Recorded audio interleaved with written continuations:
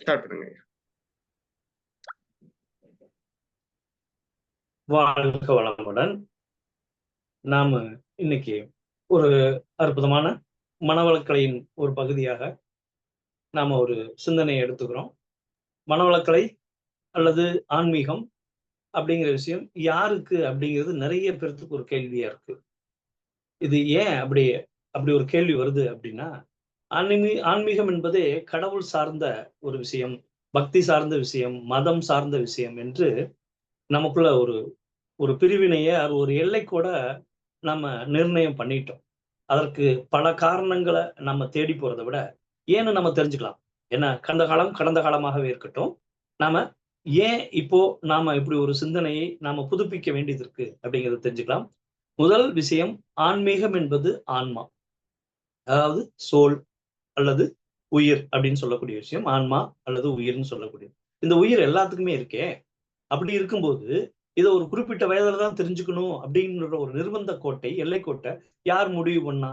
அப்படின்னா, நம்முடைய காலங்கள பின்னோக்கி நம்ம பார்க்கும்போது, நம்முடைய காலங்களை 3 வகையாக பிரிக்கிறாங்க.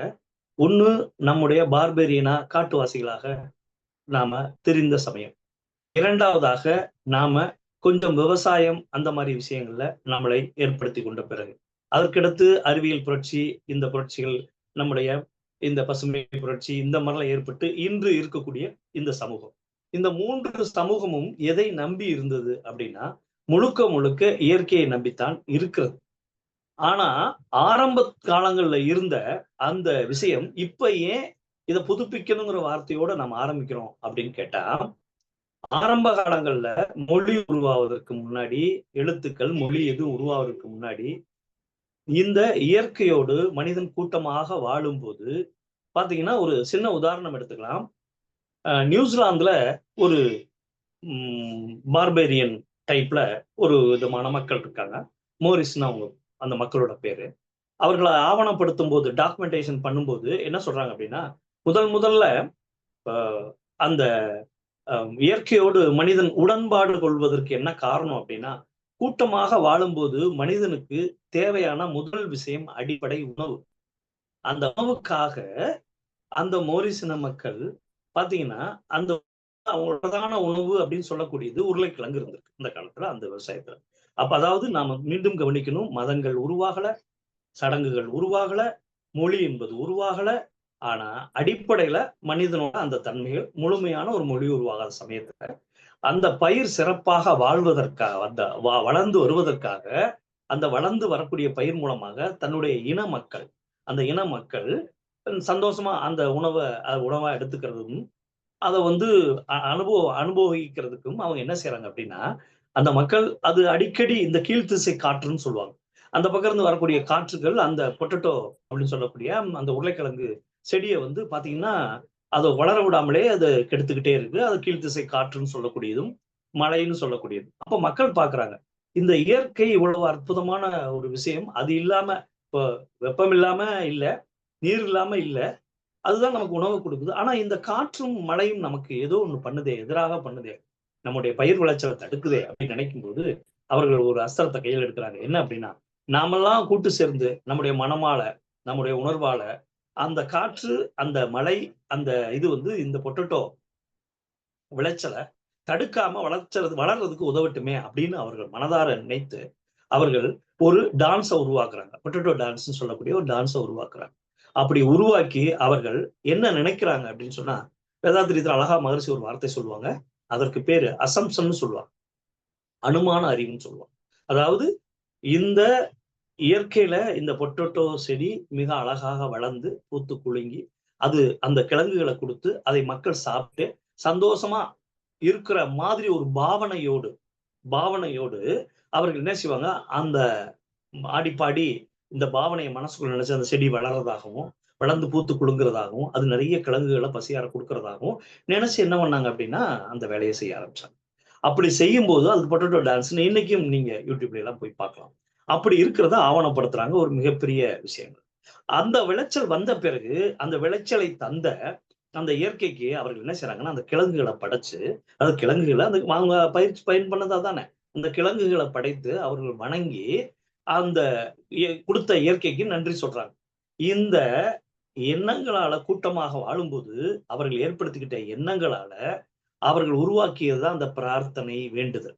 இந்த வேண்டுதலும் பிரார்த்தனைக்கு பிறகு கூட்டமாக வாழ்ந்த மனிதன் அந்த சந்தோஷமாகவும் நல்ல உணவோடும் வாழ்வதற்காக ஏற்படுத்திக்கிட்ட இந்த பாண்டிங், இயற்கையோடு ஏற்படுத்திக்கொண்ட இந்த உடன்பாடு, அவர்கள் அந்த உணவு கிடைத்த பிறகு, அது வெற்றி அடைந்த பிறகு, அந்த உணவையே இறைவன்ற அல்லது இயற்கை என்ற நினைவோடு அவர்கள் அதை படைச்சு சந்தோஷமா உண்டார்கள். இந்த சந்தோஷமாக படைச்சாங்க பார்த்தீங்களா? இதத்தான் சடங்குகள்னு சொல்றாங்க. அதாவது ரிச்சுவல்ஸ்ன்னு சொல்லக்கூடிய சடங்குகள் எப்போ வந்துச்சு அப்படின்னா, பிரார்த்தனைகள் நிறைவேறும் போது, அந்த பிரார்த்தனை எதற்காக பண்ணாங்களோ, அந்த பிரார்த்தனைக்கு முழுமை அடையும் போது அந்த பொருட்கள படைச்சாங்க. இது இதோட நிக்கல. தன்னுடைய எதிரிகள அவங்க இனக்குழு இருக்கும்போது, தன்னுடைய உணவுகள பறிக்கிறவங்க அல்லது தேவையில்லாம சண்டை நடக்கும்போது, அந்த இனக்குழுவ அழிக்கிறதுக்கும் அவங்க வேண்டிக்கிட்டாங்க. அதே போல வேட்டையாட அதுக்கு அடுத்த ஒரு சமூகம் பார்பேரியன் நிலையில இருந்து அடுத்து இந்த மாதிரி விவசாயம் வந்து அதற்கு பிறகு சமூகம் வரும்போது, அந்த பார்பேரியன்ல இருக்கவங்க என்ன பண்ணாங்க, வேட்டையாடின உணவுகள பூராமே இறைவனுக்கு படைச்சுட்டோ அல்லது பலியிட்டோ வேட்டை நிறைய கிடைக்கணும்னு வேண்டிக்கிட்டாங்க. இப்படி ஒவ்வொரு சமூகம் வந்தது. இன்னைக்கும் பலியிடுதல்னு சொல்லக்கூடிய விஷயம் ஏன் இருக்குது அப்படின்னா, மகரிஷி சொல்லுவாங்க, அது நம்முடைய முன்னோர்கள் செய்த ஒரு சடங்குகள நாம இன்னும் பக்தியிலயோ அல்லது ஏதோ ஒரு விஷயத்துல வச்சு அதன் மூலமா பிரார்த்தனை நிறைவேற்றுதான்னு சொல்லக்கூடிய ஒரு நம்பிக்கை தான் அப்படிங்கிறாங்க. அப்ப நம்ம என்ன புரிஞ்சுக்க வேண்டியது இருக்கு அப்படின்னா, இந்த இயற்கையை வழிபடுதல் என்பது இந்த மனிதனுக்கு உதவுவதற்காக செய்த அந்த பாவனை என்பது ஆதி காலத்துல இருந்து இருக்கு. அந்த ஆதி காலத்துல இருந்து மனிதன் எதோட உடன்பாடு வச்சுக்க நினைச்சான்னா, அவன் இந்த இயற்கையோட உடன்பாடு வச்சுக்க நினைச்சான். இந்த இயற்கையோட உடன்பாடு வச்சுக்கிறதுக்கு அவன் எதை பயன்படுத்தினான்னா, தன்னுடைய மனதின் மூலமாக, தன்னுடைய பாவனை என்ற உணர்வின் மூலமாக அவன் இந்த இயற்கையோடு பாண்டிங் வச்சான். இந்த பாண்டிங் தான் இன்னைக்கு நாம பக்திங்கிற பேர்ல, கர்மயோகங்கிற பேர்ல, ராஜயோகம் பேர்ல, ஞான யோகங்கிற பேர்ல இயற்கையோடு சமமாக அல்லது இயற்கையோடு இணைத்துக் கொள்வதற்காக செய்யப்பட்ட ஒரு முயற்சி அல்லது அந்த மொத்த கலையத்தான் ஆன்மீகம் சொல்றாங்க. இதற்கு பல வழிகள் இருந்தாலும் இதைத்தான் ஆன்மீகம். அப்போ இந்த ஆன்மீகம் என்பதுல உணவுல இருந்து ஆரம்பிக்குது, பாதுகாப்புல இருந்து ஆரம்பிக்குது. இது எந்த உயிருக்கு தேவைப்படாம இருக்கும்? இது 40, 60 வயசுக்கு மேல தேவைப்படுமா? 80 வயசுக்கு மேல தேவைப்படுமா? இல்ல. ஒவ்வொரு உயிருக்கும் தேவையான விஷயம். அதனாலதான் இன்று மகரிஷி சொல்றாங்க, நாம இந்த ஆன்மீகம்ங்கிற ஒரு விஷயத்தையோ, அது ஸ்பிரிச்சுவல் நாலேஜ்ன்னு சொல்லக்கூடிய விஷயத்தையோ, பெரியவங்களே இதை நம்ம எடுத்துக்கிட்டோம். ஆனா இத வந்து குழந்தைகளுக்கு கொண்டு போகணும். குழந்தைகளுக்கு இயற்கை என்ற ஒரு பெரிய பேராற்றல் இருக்கு. அந்த பேராற்றல நாம மதிக்கணும். அதோட ஒத்து போகணும். அப்படி ஒத்து போய் நம்ம வாழ்க்கையை நடத்தும் போது ரொம்ப சிம்பிளா எடுத்துக்கலாம். பஞ்ச பௌதீகங்கள் மாதிரி சொல்லுவார். உடற்பயிற்சி விளக்கம் சொல்லும்போது சொல்லுவாரு. பஞ்ச பௌதீகங்கள் வெளியில இந்த பிரபஞ்சம் முழுவதும் இருக்கு. நம்ம உடம்புலையும் பஞ்ச பௌதீகங்கள் இருக்கு. சித்த ஆயுர்வேதத்துல பஞ்ச பௌதீகங்களுக்கு ஒரு விளக்கம் கொடுக்கும்போது ஒரு ரேஷியோ கொடுக்குறாங்க. இந்த உடம்புல இருக்கக்கூடிய நிலம் என்பது 12%, நீர் என்பது 72%, நெருப்பு என்பது 4%, நம்முடைய நீர் என்பது 6%, உயிர் என்பது 6%, இந்த மாதிரி ஒரு ரேஷியோல இருக்கு. இந்த ரேஷியோ முடிவு பண்ணது இயற்கை ரேஷியோ, ஒரு தெய்வீக சமன்பாடு பாரு. அப்படி உருவாக்கப்பட்ட இந்த உடம்புக்குள்ள இருக்கக்கூடிய இதே பஞ்ச பௌதீகங்கள் தான் இந்த பிரபஞ்சம் முழுவதும் இருக்கு.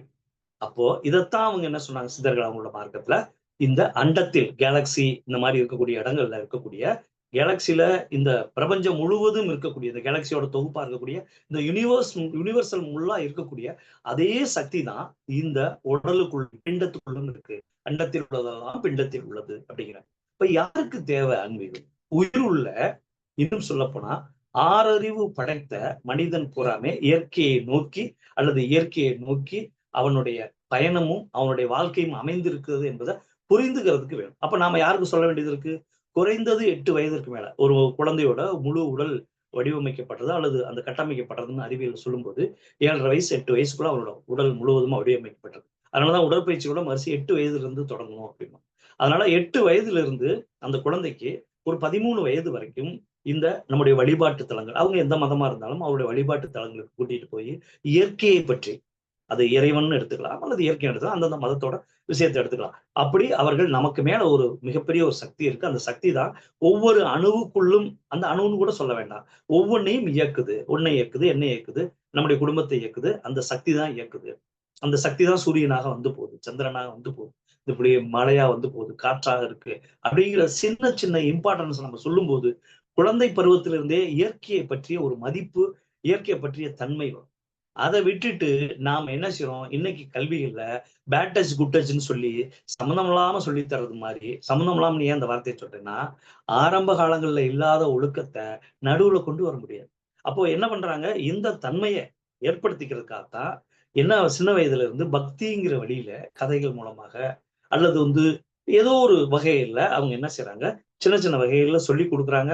அதுதான் மாரல் இன்ஸ்ட்ரக்ஷன் பீரியட்ன்னு சொல்லக்கூடியத கூட உருவாக்கி இருந்தாங்க பழைய கல்வி திட்டத்துல. இப்போ அதை முழுக்க எடுத்துட்டோம். நம்முடைய ஆரம்பத்துல உள்ள தவறுகள் என்பது மகரிஷி சொல்லும்போது என்ன சொல்றாரு அப்படின்னா, 4 விஷயம். நம்முடைய கல்வி முதல்ல மொழிக்கு முக்கியத்துவம் கொடுக்கக்கூடிய மொழிக்கல்வி. 2வது நம்முடைய தொழிலுக்கு கொடுக்கக்கூடிய தொழிற்கல்வி. இந்த 2 கல்வியை தான் இன்னைக்கு பிடிச்சு நம்ம தொங்கிட்டு இருக்கோம். இந்த 2 இருந்தா போதும்னு நினைக்கிறோம். ஆனா 3வதாக நாம கற்றுக்கொள்ள வேண்டியது ஒழுக்க பழக்க கல்வி. இதை இழந்துட்டோம். கொஞ்சம் இருந்தது. மாரல் இன்ஸ்ட்ரக்ஷன்ங்கிற பேர்ல கொஞ்சம் இருந்தது. அதை இழந்தாச்சு. அதுக்கடுத்து ஆன்மீக கல்வி. ஆன்மீகம்னா மீண்டும் மீண்டும் புரிந்து கொள்ளுங்கள். இந்த இயற்கையோட இயக்கத்தை பற்றி, அதோடைய அடிப்படையை பற்றி நாம புரிந்து கொள்வதும், அதோடு நம்முடைய உடல், உயிர், மனம் இதை இணைத்துக் கொள்வதும் என்பது தான் யோகம் என்ற கலாச்சாரத்துக்கு கொண்டு வராங்க. அந்த யோகம் என்பது யோகாசனம்னு ஒரு பக்கம் பிரிஞ்சிருச்சு. யோகம் என்பது தியானம்னு பிரிஞ்சிருச்சு. யோகம் என்பது மந்திர தந்திர கலைன்னு ஒண்ணு பிரிஞ்சிருச்சு.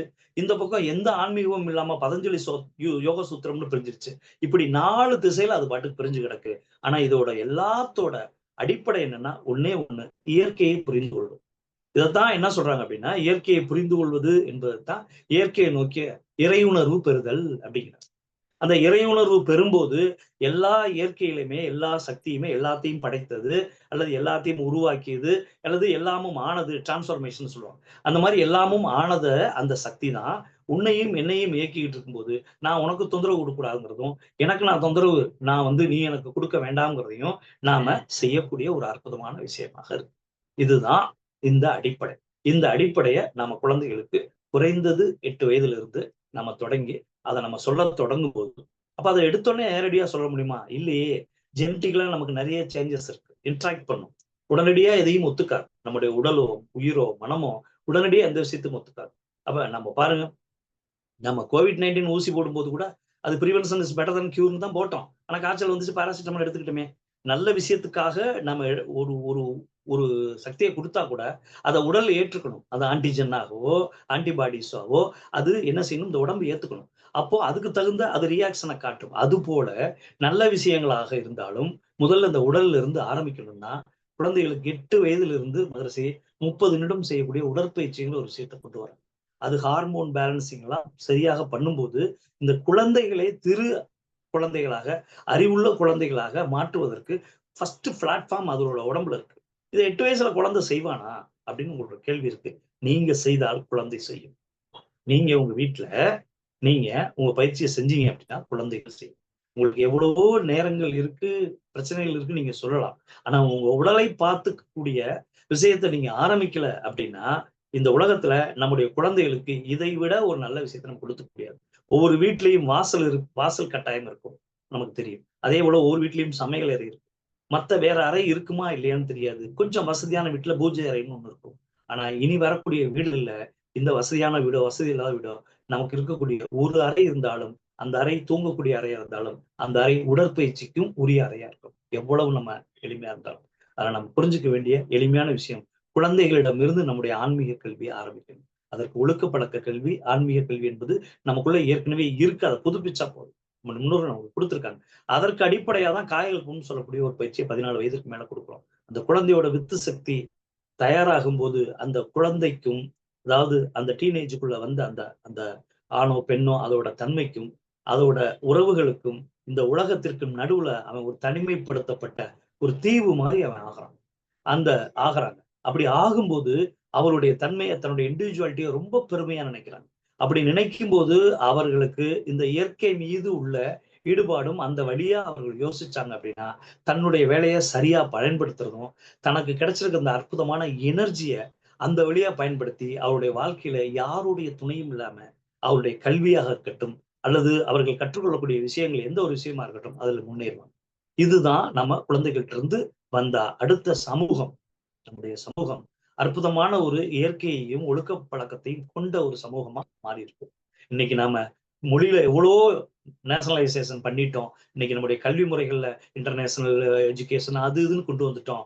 நம்முடைய அதே போல தொழில்கள்லையும் இன்னைக்கு ஒரு ஈரான்ல ஒரு சண்டைன்னா இங்க பெட்ரோல் விலை, டீசல் விலை ஏறுறது மாதிரி எல்லா பக்கமும் தொடர்பு படுத்திட்டோம். இந்த உலகம் முழுவதும் தொடர்பு படுத்திட்டோம். ஆனா நம்மளால தொடர்பு படுத்த முடியாத விஷயம் இந்த ஒழுக்கம் என்பதை கொஞ்சம் கொஞ்சமா கொஞ்சம் கொஞ்சமா கொஞ்சம் கொஞ்சமா இழந்துகிட்டே வரோம். இன்னைக்கு ட்ரம்ப் ஜெயிச்சதுல கூட ஒரு மெயினான பாயிண்ட் என்ன? இந்த குழந்தைகள் அவர்கள் அந்த அந்த எதிர்பாராத விதமாக அவர்களோட இன்டர்கோர்சஸ் மூலமா உருவாகக்கூடிய குழந்தைகளை கலைப்பதற்கான உரிமையை என்ன செய்யறாரு? அவர் மறுக்கிறார். அது கூடாது அப்படிங்கிறார். அது எந்த மதத்திற்கு மிக முக்கியமானது? கிறிஸ்டியானிட்டியில ஒரு முக்கியமான விஷயம். அந்த வயிற்றில் இருக்கக்கூடிய குழந்தையை கூட கொள்வது என்பது பாவத்திற்கு சமம் என்ற ஒரு மிகப்பெரிய ஒரு பாயிண்ட் அவர் ஜெயிக்கிறதுக்கான ஒரு அஸ்திரமாக இருந்திருக்குது அந்த தேர்தலில். அப்ப நாம என்ன கவனிக்க வேண்டியது இருக்குன்னா, இது எல்லாம் நாம இப்பதான் வந்து தெரிஞ்சுக்கணுமா? இல்லையே. நாம நம்முடைய ஒரு குறிப்பிட்ட பருவத்திலிருந்தே நம்ம இயற்கையை பற்றி சொல்லிக் கொடுக்க தொடங்கிட்டா, இயற்கையே நம்முடைய குழந்தைகளுக்கு அந்த 14 வயதிற்கு மேல அவர்களுக்கான அந்த உணர்வை ஆழமாக கொடுக்க தொடங்கிரும். இதுதான் நாம குழந்தைகள்ட்ட இருந்தும் அது மத்திய வயது வரும்போது அந்த குழந்தைகளை நம்ம பொதுவாக இந்திய சமூகத்துல 4 விதமாக பிரிப்பாங்க. ஒரு குழந்தைத்தன கல்வி, அதற்கப்புறம் அவர்கள் வந்து தொழில் விஷயம், அதற்கடுத்து குடும்ப வாழ்க்கை, அதற்கடுத்து கடைசி பணப்பிரஸ்தம் அந்த மாதிரி எல்லாம் பிரிப்பாங்க. நம்ம அப்படியெல்லாம் வேணாம். காமனா தெரிஞ்சுக்கலாம். 13 வயது வரைக்கும் ஒரு குழந்தையோட எல்லா கட்டுப்பாடும் அவருடைய எண்ணம், செயல், சொல் எல்லாமே தாய் தந்தையோட சார்ந்திருக்கு.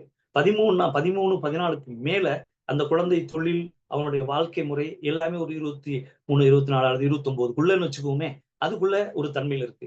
பிறகு அந்த குழந்தை ஒரு 40, 45க்கு மேல வரும்போது, அதோட தன்மை வேற. அது அல்டிமேட் கோல் அப்படின்னு சொல்லக்கூடிய இயற்கையை நோக்கி போகுது. நாம அந்த 45 வயசுக்கு மேல, ரொம்ப வேணாம் 39 வயசுல தான் ஒவ்வொரு மனிதனுக்கும் ஒரு ஒரு குணம், வித்தியாசமான குணம் வரும். அந்த வித்தியாசமான குணத்துல இருந்து அவன் தொடங்குறான். அதனால வந்து அப்போதுதான் தனக்கு ஆன்மீகம் வந்து நிறைய பேர் கிடைக்கும். அதனால புரிஞ்சுக்கலாம். நாம இந்த ஆன்மீகத்தை ஆரம்ப வயது, மத்திய வயது, நம்முடைய வாழ்நாள் முழுவதுமே இயற்கையை நோக்கிய நம்முடைய பயணத்திற்காகத்தான் நாம இந்த விஷயங்கள சிந்திக்கிறோம். அப்படி தொடர்ந்து சிந்திப்பதற்குரிய நம்முடைய கேள்வி பதில்களையும் நாம இதுல பயன்படுத்தலாம்.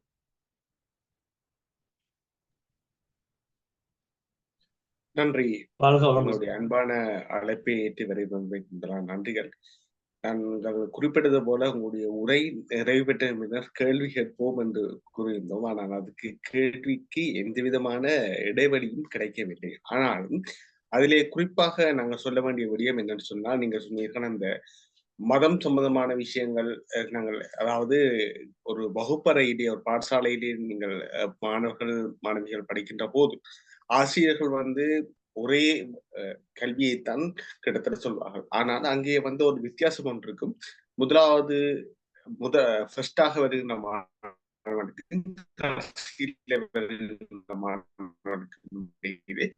பல்வேறு வகையான பெற்றோர்கள் மத்தியும் உருவாகும். ஆனால் அதை அவர்கள் வந்து சீரான முறையிலே அதை பேணி பாதுகாக்கின்ற போது அந்த கடைசியில் வருகின்ற மாணவன் கூட முதல் நிலைக்கு வரக்கூடிய சந்தர்ப்பங்கள் இருக்கின்றன. குறிப்பாக அந்த மாணவனுடைய கடைசியில் வருகின்ற மாணவன் கூட அந்த குறிப்பிட்ட சந்தர்ப்பம் இல்லாமல் இன்னொரு சந்தர்ப்பம் கிடைக்கின்ற போது முதலாவது மாணவனை கூட வெற்றி பெற்று அதை வெற்றி பெறுகின்ற தன்மைகள் கூட வெளியே வருகின்றன. ஆக இதிலே வந்து சில இடங்கள்ல வந்து சமயம் ரீதியான சில சண்டைகள் இடம்பெற்றிருந்தாலும் கூட அவற்றினுடைய அடிப்படை விஷயமாக இருக்கக்கூடியது வந்து நீங்கள் எந்த சமயமாக இருந்தாலும் எந்த மதமாக இருந்தாலும் அதை பற்றி ஒரு இது பிரச்சனையும் இல்லை. ஒரு ஒரு ஜென்ரலைஸ் அதாவது பொது விதமாக பார்க்கின்ற போது உங்களுடைய மதங்களின் ஊடாக ஒரே விடயத்தை தான் கிட்டத்தட்ட நீங்கள் கேட்கின்றீர்களே தவிர ஒவ்வொருத்தருக்கும் ஒவ்வொரு கேட்கின்ற விதங்கள் சிலர்கள் வேறுபடுகின்றன. அதாவது ஒவ்வொரு மதத்துக்குமான வேண்டுகின்ற முறைகள் வித்தியாசப்படுகின்றன. அதான் அடிப்படையான உண்மை. அந்த விடயங்களை நீங்கள் உணர்கின்ற போது அல்ல தெரிந்து கொள்கின்ற முழுமையாக கிட்டத்தட்ட தெரியாவிட்டாலும் கிட்டத்தட்ட அரைவாசியாக தெரிகின்ற போது அந்த மதங்களுக்கு இடையிலான அந்த வேற்றுமை அல்லது நாங்கள் இஸ்லாமியர்கள், நாங்கள் கிறிஸ்தவர்கள், நாங்கள் இந்துக்கள், நாங்கள் பௌத்தர்கள் என்று சொல்லக்கூடிய அந்த அளவு வந்து இல்லாமலே போய்விடும். மத நல்லிணக்கம் என்பது உறுதியான முறையிலே வந்து உருவாகும். அதே போலத்தான் ஒவ்வொரு இந்த சிறு பிள்ளைகளுக்கு நாங்கள் சொல்லுகின்ற போது கூட வீட்டில் இருக்கக்கூடிய பெரியவர்கள் வந்து அந்த விடயங்களை வந்து உச்சரிக்கின்ற போது அல்லது அவர்கள் வந்து அதை பழக்கப்படுத்துகின்ற போது அந்த சின்ன பிள்ளைகள் இந்த பெரியவர்கள் செய்கின்றார்கள், நாங்களும் சும்மா ஜோலிக்கு ஒரு ஃபன்னுக்கு கிட்டத்தட்ட செய்து பார்ப்போம் என்று அவர்கள் சொல்லுகின்ற போது அது சாதுவாக அதை மாற்றமடைந்து அந்த பிள்ளைகள் கூட வந்து அதை தெரிந்து கொள்ளக்கூடியதாக இருக்கு. அதை வந்து நாங்கள் தனியாக இதுக்கு வகுப்புக்கு வாருங்கள் இது என்று சொல்வதற்கு அதை உந்து சக்தியாக அந்த பிள்ளையே வந்து சில வழியில அதுக்கு போய் தாங்கள் செய்ய வேண்டும் அல்லது தாங்கள் தங்களுடைய திறமைகளை வந்து வெளியிலே கொண்டு வர வேண்டும் என்கின்ற அந்த உந்து சக்தியை ஏற்படுத்துவதற்கு வீட்டே இருக்கக்கூடிய பெற்றோர்களும் அந்த சொந்தம்னு சொல்லக்கூடிய வீட்டில் இருக்கக்கூடிய உறவினர்களும் வந்து தங்களுடைய அடிப்படையான அல்லது தங்களுடைய அன்றாட விடயங்களே செய்யக்கூடிய விடயங்களை வந்து செவ்வனே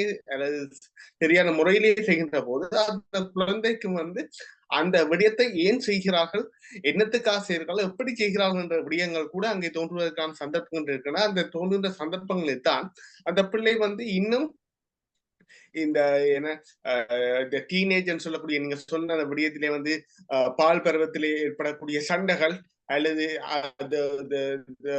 சில குற்றவியல் ரீதியான சில விடயங்கள் கூட சாதுவான முறையிலே தடுக்கப்படும். அதை வந்து நாங்கள் வயலண்டாக தடுக்க வேண்டிய அவசியம் கிடையாது. சாதுவான முறையிலே சாதாரணமாகவே நாங்கள் அதை கொண்டு சென்று தடுத்துக் கொள்ளக்கூடியதாக இருக்கும். அதற்கு பல்வேறு ஒழுக்க விதிகள் எல்லாம் நிர்ணயிக்க வேண்டிய அவசியமே இல்லை. அவர்களுக்கு இடையிலேயே வந்து அந்த ஒழுக்க விதிகள் வந்து சாமாவே அதை சென்றடைகின்ற போது அங்கே அந்த போட்டி பொறாமை என்ற விடயம் வந்து அங்கே தடுக்கப்படுகிறது. அப்ப ஒவ்வொரு விடயத்திலையும் நாங்கள் தடுக்கப்படுகின்ற போது நாடுகளுக்கு இடையே நீங்க சொன்ன ஒரு நாடுகளுக்கு இடையேக்கான தொடர்புகளும் இணை மெருகூட்டி அல்லது அதுவும் சேர்ந்ததாக வருகின்ற போது நாங்கள் இந்த நாட்டவர்கள் நாங்கள் இந்த சொல்லுகின்ற அந்த பாகுபனை கூட நிறுத்தப்பட்டு, அதாவது ஒரு இடத்திலேயே ஒரு நாட்டிலேயே மற்ற நாட்டு சேர்ந்தவர்களும் வருகின்ற போது அங்கே நாடுகளுக்குள்ளேயான ஒற்றுமை வந்து அங்கே பிரதிபலிக்கின்றது. ஆக அந்த இடத்திலே வந்து ஒரு சில இடங்களிலே வந்து ஒரு சில பயிர்கள் நீங்கள் சொன்ன அந்த இயற்கை விடயங்களை நாங்கள் பார்க்கின்ற போது அந்த ஒரு சில இடங்களே இப்ப வந்து இலங்கையை வந்து தேயிலை என்பது கூடுதலாக இருக்கும். இந்தியாவிலே வந்து ஒவ்வொரு விடயங்கள் கூடுதலாக இருக்கும். மற்றது மலேசியா போன்ற ஆஸ்திரேலியா போன்ற நாடுகள் வந்து ஒவ்வொரு விடயங்கள் அப்ப அதை வந்து அங்க பரிவாருகின்ற போது அது வந்து நாடுகளுக்கு இடையிலான விடயங்கள் மட்டுமல்ல, நாட்டினுடைய மண் வளம் மண் இயற்கையான அந்த மண்ணினுடைய அந்த பரிமாற்றங்கள் வருகின்ற போது சில வேளைகளில் அந்த சில இடங்களில் இருக்கக்கூடிய தனித்தன்மை, அதாவது யூனிக் விஷயம் என்று சொன்னா சரியா இருக்கும். அந்த குறிப்பிட்ட இடங்களுடைய மண்ணினுடைய அந்த பெருமதி அந்த வேல்யூ வந்து மக்களை கூட சென்றடையக்கூடிய சந்தர்ப்பங்கள் அந்த சென்றடைகின்ற சந்தர்ப்பங்களூடாக என்ன நடக்கும்னு சொன்னால் கிட்டத்தட்ட அந்த இடத்தை நாங்கள் சென்று அதை என்னென்று அவர்கள் தேடி அலசி ஆராய்கின்ற சான்சஸ் கிடைக்குமாக இருந்தால் அந்த இடத்தை கூட அவர்கள் சென்று பார்த்து பிசிக்கலாகவே தாங்கள் சென்று நேரடியாக பார்க்கக்கூடிய சந்தர்ப்பங்கள் இருக்கின்ற போது அது வந்து கிட்டத்தட்ட எப்படி மாறுகின்ற சொன்னா இன்டர்நேஷனல் சர்வதேச இதிலே வந்து நாணய மாற்று வீதங்கள் உல்லாச பயணிகள் நாணய மாற்று வீதங்களாக கிட்டத்தட்ட மாறுகின்றது. ஆக அத்தனை விடயங்களையும் நாங்கள் ஒன்று சேர்க்கின்ற போது அடிப்படையான விஷயத்தையும் நாங்கள் சரிவர நாங்கள் மேற்கின்ற போது இந்த விஷயங்களும் அதோடு இணைந்ததாக பெரிதாக இணையாவிட்டாலும் சிறிதாக இணைந்து கொண்டதாக அது ஒரு நல்லிணக்கத்தை ஏற்படுகின்ற போது இங்கே பிரிவினை என்பது முற்றுமுழுதாக இல்லாமல் போய் நல்ல விடயங்கள் உள்ளே வருகின்றன. அந்த நல்ல விடயங்களை நாங்கள் பெற்றுக்கொள்வதற்கான வசதிகளும் சந்தர்ப்ப வாய்ப்புகளும் என்று சொல்லலாம் நினைக்கிறேன். அதுக்கான சரியான விடயங்களும் வந்து அங்கே ஒன்று சேர்கின்றன. இது நாங்கள் கூறிய இந்த விடயங்களை பற்றி உங்களுடைய சிறு கருத்தை சிறிதாக சொன்னால் நன்றாக இருக்கும் என்று நம்புகிறோம். இதுக்கு ஆடிங் வேல்யூவாக இருக்கும் என்று. நம்முடைய ஒரே தீர்வு நம்முடைய முன்னோர்களிட்டிருந்து நமக்கு என்ன வாழ்ந்து இந்த உலக அனுபவத்தின் மூலமாக வாழ்ந்து எது சரின்னு சொன்னா நம்முடைய முன்னோர்கள் தான் இதற்கு நமக்கு வழிகாட்டுறாங்க. அதனால வந்து நாம மீண்டும் நம்முடைய இந்த இயற்கையை பற்றிய அறிவையும் நம்முடைய கல்விகளுக்குள்ள நம்முடைய வழிபாட்டுகளுக்குள்ள இந்த தன்மையை கொண்டு வரணும் அப்படிங்கிறத நாம இங்க முக்கியத்துவப்படுத்துறோம். வேற ஒன்றும் இல்லை. அப்போ நம்முடைய கல்விகளுக்குள்ளேயும் இந்த நம்முடைய வழிபாட்டு தலங்களுக்குள்ளும் இல்ல அது எதுவுமே இல்லாம இருக்கவங்களுக்கு இயற்கையோட தன்மையா அவங்களுக்கு நாம இந்த விஷயங்கள நாம வந்து ஒரு அத பிரச்சாரமா இல்லாம, அத ஒரு உணர்வா நல்ல பெரியவங்கள வைத்து நாம இந்த சமூகத்துல சொல்லும்போது, அது வந்து அரசு இது தன்மையோட இல்லாம, இந்த சமூகத்துல இருக்கக்கூடிய முக்கிய அந்தஸ்துல இருக்கக்கூடிய அல்லது நல்ல ஒரு அபிமானம், நல்ல பெயர் உள்ளவர்கள மீட்டு கொண்டு வந்து, அவர்கள வைத்து இந்த விஷயங்கள நம்ம சொல்லும்போது, அவர்கள் மூலமாக சொல்லும்போது, நமக்கு என்ன கிடைக்குது அப்படின்னு கேட்டா, இந்த சமூகத்துல ஒரு அற்புதமான மாற்றம் நடக்கும். அந்த மாற்றம் நாம மீண்டும் சொல்ல வர்றது என்ன அப்படின்னு கேட்டா, எல்லா மாற்றங்களையும் மிடில் ஏஜ்லயும், அந்த கடைசி காலத்திலயுமே நம்ம வைத்துட்டோம். இன்னைக்கு நம்முடைய அரசியல் அமைப்புல கூட நமக்காக பேசக்கூடிய பார்லிமென்ட்லயும் சரி, அல்லது நம்முடைய சட்டசபைகள்லயுமே சரி, பார்த்தீங்கன்னா, எல்லாமே 60, 50, 50, 55 வயசுக்கு மேல காலங்காலமா உட்கார்ந்திருக்கிறாங்க. அதாவது மக்களுக்காக அப்படிங்கிற ஒரு நிலையில இருந்து, தனக்காக அப்படிங்கிற ஒரு நிலைக்காக கட்சி, கொள்கை இந்த மாரி போயிட்டாங்க. இன்னைக்கு நமக்காக தேர்ந்தெடுக்கப்படக்கூடிய ஆட்கள், நம்ம அந்த இடத்துல இந்த சமூகத்திற்கு என்ன தேவை? ஒவ்வொரு தனி மனிதனுக்கும் என்ன தேவைங்கிற அந்த நலனை நோக்கி அவங்க திரும்பணும்னா, அவர்களுக்கு இந்த நம்முடைய சமூகத்தின் மீது உள்ள அக்கறைய யார் கொண்டு வரணும்னா, அவர்களுக்கும், இந்த மக்களுக்கும் நடுவுல இருக்கக்கூடிய இந்த அபிமானிகள். அதாவது மக்கள் நல்லா இருக்கணும்னு சொல்லக்கூடிய அந்த காலத்துல சித்தர்கள், மகான்கள், ஞானிகள் மாரி, இந்த சமூகத்தில் இருக்கக்கூடிய நல்ல மனம் படைத்தவர்கள் இந்த விஷயத்தை எடுத்து இந்த சமூகத்திற்கு சொல்லக்கூடிய ஒரு முயற்சிக்கு முன்னெடுத்தல் செய்யணும் அப்படிங்கிறது தான் என்னுடைய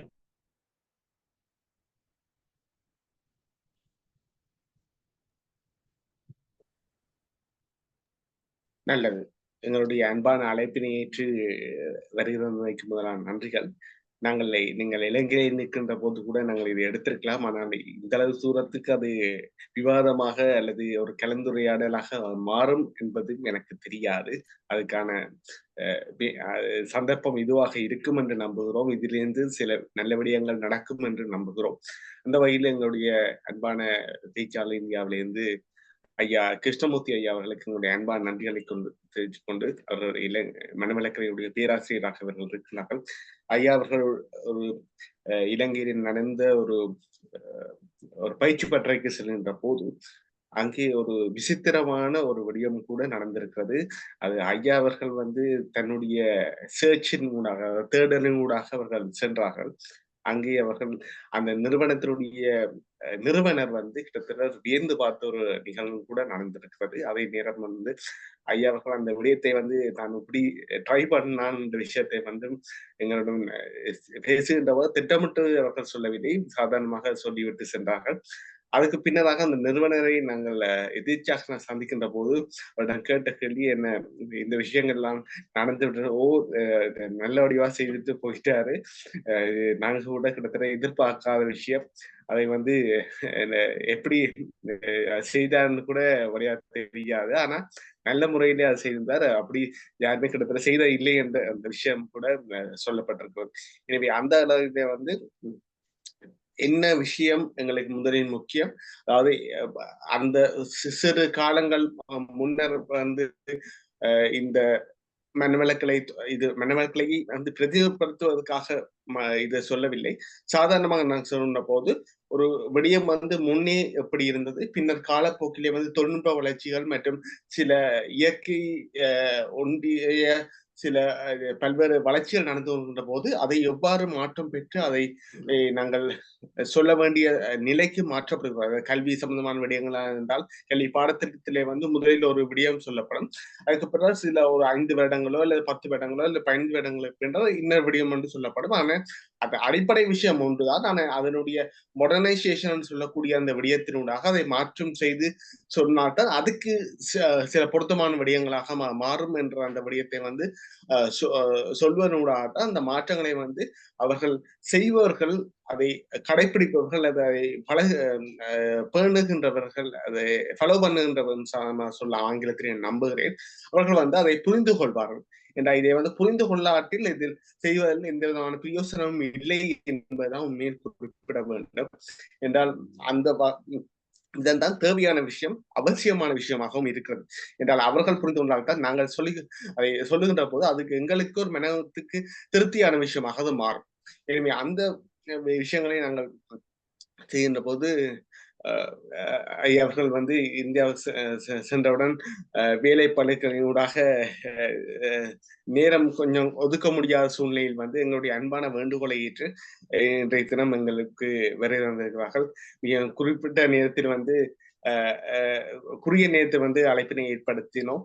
அந்த வகையிலே வந்து நேற்றைய தினம் நாங்கள் செயல்படுத்த எண்ணி இருந்தோம். அது இன்று அது செயல்பாடாகி இருக்கிறது. அது செயல்பாடாக வேண்டும் என்று அன்பாக இறையருளையும் குருவர்களையும் கேட்டுக்கொண்டு இந்த நேரத்திலே வந்து எங்களுடைய அன்பான பேச்சாளர்கள் வந்து இலங்கை மற்றும் இந்தியாவிலிருந்து வந்து உங்களுக்கு அன்பும் நேர்மறை எண்ணங்கள், அதாவது கைண்ட்னஸ் அண்ட் பாசிட்டிவிட்டியை பற்றியதாக பல்வேறு துறைகள் இருந்து உரையாற்ற காத்திருக்கிறார்கள். எனவே நீங்கள் தொடர்ச்சியாக இணைந்து அவருடைய உரையை நீங்கள் கேட்டு பயன்பெற வேண்டும் என்று அன்பாக கேட்டுக்கொண்டு, முக்கிய விஷயமாக இதில் கலந்து கொள்வதற்காக எந்த விதமான பணமும் நீங்கள் செலுத்த வேண்டிய அவசியம் இல்லை. முற்றும் இலவசமாக நாங்கள் செய்து கொண்டிருக்கிறோம் என்பதை குறிக்கொண்டு நாங்கள் கேட்கின்ற ஒரே விடயம் எங்களுடைய ஃபேஸ்புக் பக்கமான filecounts.com-க்கும் அதே யூடியூப் பேஜான திரையினை டிவிக்கும் உங்களுடைய அன்பான அன்பை நீங்கள் லைக் மற்றும் சப்ஸ்கிரைப் மூலம் நீங்கள் தெரிவிப்பாங்க. சிறு சிறு நன்மையான விஷயங்களை நாங்கள் கல்வி வாழ்விடம் உணவிலேயே வந்து நாங்கள் செய்யக்கூடியதாக இருக்கும். நாங்கள் சொல்ல வேண்டிய அவசியம் இருக்காது என்று நம்புகிறோம். நீங்களே அதை உணர்ந்து கொள்வீர்கள் என்ற அன்பான நம்பிக்கையின் அடிப்படையில் எங்களுடைய ஒவ்வொரு முயற்சிகளுக்கும் அன்பாக உதவி அன்பை பாராட்டுகின்ற அல்லது ஆதரவு தெரிவிக்கக்கூடிய இறையர்களுக்கும் அன்பான மக்களாகிய உங்களுக்கும் அன்பாக நன்றிகளை அன்பாக தெரிவித்துக் கொண்டு தொடர்ச்சியாக நீங்கள் இணைந்து பல்வேறு நல்ல விடயங்களை வந்து இதனூடாக நாங்கள் செய்வதற்காக காத்திருக்கிறோம். அதே பாடசாலை மாணவர்களுடைய திறமைகளையும் ஊழியர்களுடைய திறமைகளையும் வழியாலே கொள்வதற்கான இந்த முயற்சிகளையும் மேற்கொண்டிருக்கிறோம். அதுக்கும் உங்களுடைய அன்பான பிரார்த்தனைகளையும் எங்களோடு நீங்க செய்கின்ற போது சற்று எங்களையும் அன்பாக கவனத்தில் எடுத்து எங்களுக்கும் வாழ்த்துக்களையும் உங்களுடைய அன்பையும் பிரார்த்தனைகளையும் தெரிவிக்க வேண்டும் என்று அன்பாக கேட்டுக்கொண்டு என்றால் ஒவ்வொரு தரம் இணைந்து செய்கின்ற போதுதான் சில நல்ல விடயங்கள் வந்து வழியாலே நாங்கள் கொண்டு வரக்கூடியதாக இருக்கும். கொண்டு வருகின்ற போதுதான் அது நிஜமான உறுதியான விஷயமாக மாறும். எனவே அதை நீங்கள் அன்பாக செய்ய வேண்டும் என்று அன்பாக கேட்டுக்கொண்டு, இது உத்தரவு அல்ல, ஒரு சிறு வேண்டுகோளாக அன்பாக ஏற்றுக்கொள்ள வேண்டும் என்று கேட்டுக்கொண்டு, இந்த அளவில் ஐயா பேராசிரியர் கிருஷ்ணமூர்த்தி அவர்களுக்கு நம்முடைய அன்பான நன்றிகளை தெரிவித்துக் கொண்டு தொடர்ச்சியாக இணைந்திருங்கள், தொடர்ச்சியாக அன்பை தாருங்கள் என்று கேட்டுக்கொண்டு இந்த அளவில் நிறைவு செய்து கொள்வோம். அன்பாக ஐயாவுடைய உரையினை நன்றி, வணக்கம்.